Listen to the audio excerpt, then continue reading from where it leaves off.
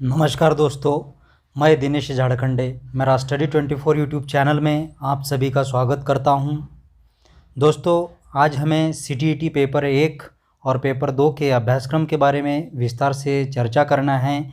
CTET paper 1 कक्षा पहली से 5वीं तक और सीटीईटी पेपर 2 कक्षा 6वीं से 8वीं तक के लिए होता है। दोस्तों, सीटीईटी पेपर 1 और पेपर 2 के मुख्य घटक कौन कौन से हैं और उन सभी घटकों पर कितने प्रश्न कितने अंक के लिए पूछे जाते हैं, इसका मैंने पूरी तरह से क्लासिफिकेशन किया हुआ है। इस वीडियो के माध्यम से आप सभी को स्टडी करने के लिए एक दिशा प्राप्त होगी। आपको क्या पढ़ना है और कितना पढ़ना है, कैसे पढ़ना है, किस तरह से पढ़ना है, यह जानकारी अभ्यासक्रम देखने के बाद समझ में आएगी। दोस्तों, आपको पता ही है कि अध्यापक बनने के लिए, टीचर बनने के लिए सीटीईटी पेपर पास होना ज़रूरी होता है। अगर आपने सीटीईटी परीक्षा पास कर ली है तो आपको आपके स्टेट की शिक्षक पात्रता पास होने की कोई आवश्यकता नहीं है, लेकिन अगर आप पास भी कर लेते हो तो उसमें कोई आपका नुकसान नहीं है। सभी स्टेट में उनकी राज्य की शिक्षक पात्रता परीक्षा होती है, जैसे कि एमपी में एमपी टेट, उत्तर प्रदेश में यूपी टेट, महाराष्ट्र में एमएच टेट। अगर आपके राज्यों में भी शिक्षक भर्ती की वैकेंसी आती है तो उसके लिए आपको सीटीईटी पास होना या आपकी राज्य की टेट परीक्षा पास होना आवश्यक होता है। उसी प्रकार अगर आप सीटेट पास है तो आप NVS, KVS, AWES, D triple SB की मुख्य परीक्षा दे सकते हैं और पास होकर अध्यापक बन सकते हैं। और महाराष्ट्र के स्टूडेंट्स के लिए एक बहुत खुशी की बात है कि फरवरी महीने में टीआईटी परीक्षा होने वाली है। इसीलिए अगर आप सीटेट पास नहीं होंगे तो दिसंबर सीटेट पास होकर आप महाराष्ट्र की जो टीआईटी परीक्षा है वो टीआईटी परीक्षा दे सकते हैं और आपका जो सपना है अध्यापक बनने का, वह सपना पूरा हो सकता है। अगर आपको आपके सपने पूरे करने हैं तो आपको यह जो सभी घटक दिए हुए हैं, यह घटक को अच्छे से बारीकी से पढ़ना होगा। अगर यह सभी घटक आपने अच्छे से पढ़ लिए तो आपको सीटेट में 120 मार्क्स लेना बहुत आसान हो जाएगा और आप अच्छे से अच्छे मार्क्स मिला पाएंगे। ये कौन कौन से घटक है हमें यहाँ देखेंगे, इनका क्लासिफिकेशन किस तरह से किया गया है, कौन से विषय को, कौन से घटक को कितने मार्क्स दिए हैं, यह हम आज विस्तार से देखने वाले हैं। सिर्फ हमने यहाँ पर जो उपघटक है वह उपघटक डिफाइन नहीं किया गया है, क्योंकि उपघटक यहाँ पर हमने अगर डिफाइन किया तो हमको बहुत ज़्यादा समय लग जाएगा और हमारे पास सीटेट के एग्ज़ाम के लिए ज़्यादा समय न होने के वजह से हमने यहाँ पर जो मुख्य घटक है वह मुख्य घटक को फोकस किया गया है। अगर आपको सिलेबस चाहिए तो आप मेरे नंबर पे या कमेंट बॉक्स में कमेंट कीजिए, मैं आपको सिलेबस सेंड कर दूंगा। तो हम आज यह देखने वाले हैं कि यह घटक कौन कौन से हैं। तो देखो, पहला जो टॉपिक है वह टॉपिक है बाल विकास और शिक्षा शास्त्र। यह टॉपिक के लिए 30 प्रश्न पूछे जाते हैं, 30 अंक के लिए। उसमें एक टॉपिक है सब टॉपिक बाल विकास प्राथमिक स्कूल के बालक, जो बाल विकास और प्राथमिक स्कूल के बालक, यह जो टॉपिक होता है यह टॉपिक के लिए 15 अंक होते हैं। यह टॉपिक के भी सब टॉपिक है। सब टॉपिक कौन कौन से हैं यह हमें सिलेबस के PDF फॉर्मेट में मिल जाएगा। उसके बाद में बी नंबर जो है वो है समावेशी शिक्षा की अवधारणा और विशेष ज़रूरतें वाले बालक को समझना। यह 5 प्रश्न के लिए पूछा जाता है। इसके बाद में है सी नंबर अधिगम और शिक्षा शास्त्र, यह 10 अंक के लिए पूछा जाता है।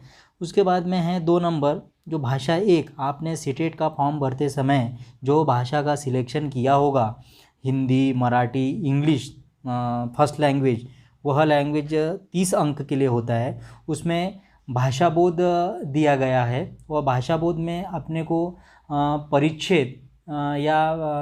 परिच्छेद पूछा जाता है। वह परिच्छेद को अपने को जो प्रश्न हैं तो होते हैं वो प्रश्न सॉल्व करना होता है। उसके बाद में जो होता है भाषा विकास और शिक्षा शास्त्र, वह 15 अंक के लिए पूछा जाता है। अगर भाषा 2 भाषा 2 आपने जब फॉर्म भरा होगा उस समय में भाषा 2 का सिलेक्शन किया होगा। आपने जो भी भाषा को सिलेक्शन हिंदी या मराठी का सिलेक्शन किया होगा वह कुल 30 अंक के लिए होता है।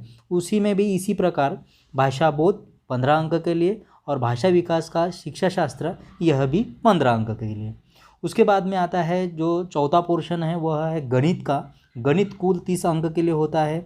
उसमें विषय वस्तु, हम अगर गणित का विषय वस्तु देखें तो गणित में हमें देखने को मिलता है कि गणित में कौन कौन से टॉपिक आते हैं, वह टॉपिक को पूरी तरह से अपने को पढ़ना पड़ेगा। उसके बाद में है शैक्षणिक मुद्दे, 15 प्रश्न के लिए होता है। पांचवा पोर्शन जो है वो पर्यावरण अध्ययन, वह 30 अंक के लिए होता है, जिसमें विषय वस्तु के 15 अंक होते हैं और शैक्षणिक जो मुद्दे हैं वह 15 अंक होते हैं। इस तरह से हमारा जो अभ्यासक्रम है वह अभ्यासक्रम होता है। यहाँ पर हमने सिर्फ जो मुख्य घटक है वह मुख्य घटक को देखा है, जो सब घटक है वो सब घटक यहाँ पर हमने देखे नहीं हैं। आपको एक डायरेक्शन मिलना चाहिए, इस वजह से मैंने मार्किंग की हुई है। आपको ऑनलाइन जाकर आपका जो सिलेबस है सीटेट का वह डाउनलोड कर लेना है और इसके जो उपघटक कौन कौन से हैं यह उपघटक आपको देख लेना है। उस तरह से आपको स्टडी चालू करना पड़ेगा। इसके बाद हमें सीटेट का जो दूसरा पेपर होता है कक्षा 6वीं से 8वीं तक का, उसका जो क्लासिफिकेशन है मार्किंग का वह देखना है कि कौन से घटक को कितने मार्क्स दिए गए हैं। पहला जो पोर्शन है वो है बाल विकास और शिक्षा शास्त्र, यह 30 अंक के लिए होता है। इसमें अगर इसके घटक हम देखें तो पहला घटक पहले पेपर में जिस तरह से था उसी तरह से रहेगा। बाल विकास स्तर के बालक से संबंधित पहला घटक में हमने प्राथमिक स्तर देखा, यहाँ पर उच्च प्राथमिक स्तर है। यह कुल 15 प्रश्न के लिए पूछा जाता है।